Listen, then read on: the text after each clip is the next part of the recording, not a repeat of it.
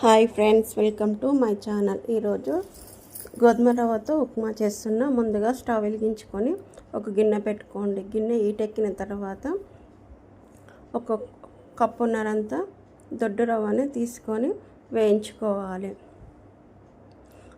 చిన్న మంట పైననే వేయించుకోవాలి. కొద్దిగా కలర్ మారేదాకా వేయించుకొని అది పక్కన పెట్టుకొని అందులో కొద్దిగా నూనె వేసుకోండి. నూనె కొద్దిగా వేడెక్కిన తర్వాత అందులో జీలకర్ర, ఆవాలు వేసుకున్న తర్వాత కొన్ని పల్లీలు, కొద్దిగా శనగపప్పు, అవి కొద్దిగా వేగిన తర్వాత ముందుగా కట్ చేసి పెట్టుకున్న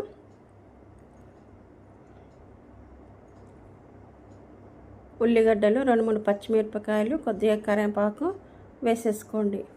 వేసుకొని ఒకసారి కలుపుకొని కొద్దిగా బ్రౌన్ కలర్ వచ్చిన తర్వాత చిన్నగా కట్ చేసుకున్న క్యారెట్ ముక్కలను గిట్ట వేసుకోండి.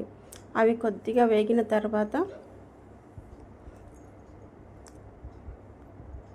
ఒక చిన్న టమాటాను కట్ చేసుకొని అందులో వేసేసుకోండి. వేసుకొని కొద్దిగా ఉప్పు వేసేసుకోండి.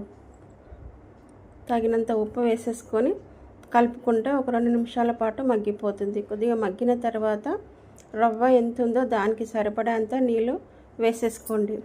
వేసుకొని మూత పెట్టుకొని ఒక 2 నిమిషాల పాటు మరిగించుకోండి. అది మరిగిన తర్వాత ముందుగా వేయించుకున్న రవ్వని అందులో వేసేసుకోండి. వేసుకుంటూ కలుపుకోవాలి, లేకపోతే ఉండలు అనేది కడుతుంది.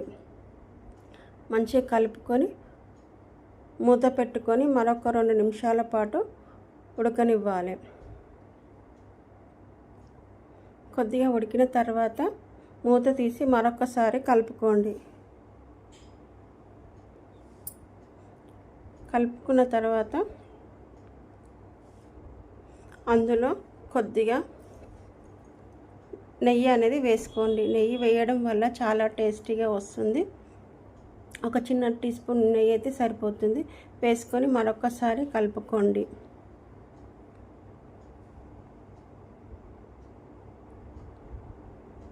వాటర్ అంతా ఇనికిపోయి మంచి దగ్గరికి అనేది అయిపోతుంది ఉప్మా అనేది.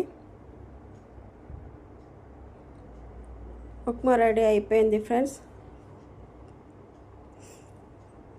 ఇలా ట్రై చేసి చూడండి, ఎలా వచ్చిందో కామెంట్ రూపంలో తెలియచేయండి. లైక్ చేయండి, షేర్ చేయండి, కామెంట్ పంపండి ఫ్రెండ్స్. నచ్చితే మీ ఫ్రెండ్స్కి, మీ ఫ్యామిలీ మెంబర్స్కి షేర్ చేయండి.